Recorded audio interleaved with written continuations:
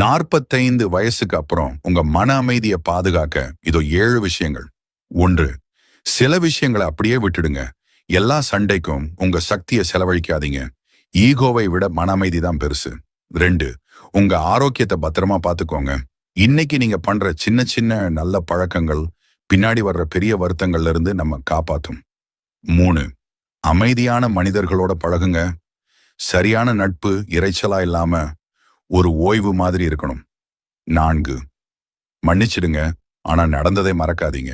அந்த பாடம் தான் நமக்கு கிடைச்ச பரிசு. 5. கடனை தவிர்த்திடுங்க. உண்மையான சுதந்திரம்ங்கிறது பொருட்களை வாங்குறதுல இல்ல, உங்க நேரத்தை நீங்களே வச்சுக்கிறதுல தான் இருக்கு. 6. எப்பவும் ஆர்வமா இருங்க. புதுசா கத்துக்கிற மனசுக்கு வயசே ஆகாது. 7.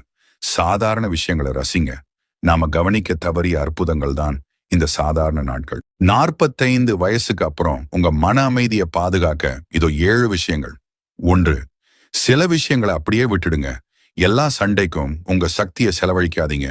ஈகோவை விட மன அமைதி தான் பெருசு. 2. உங்க ஆரோக்கியத்தை பத்திரமா பார்த்துக்கோங்க. இன்னைக்கு நீங்க பண்ற சின்ன சின்ன நல்ல பழக்கங்கள் பின்னாடி வர்ற பெரிய வருத்தங்கள்ல இருந்து நம்ம காப்பாத்தும்.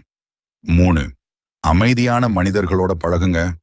சரியான நட்பு இரைச்சலா இல்லாம ஒரு ஓய்வு மாதிரி இருக்கணும்.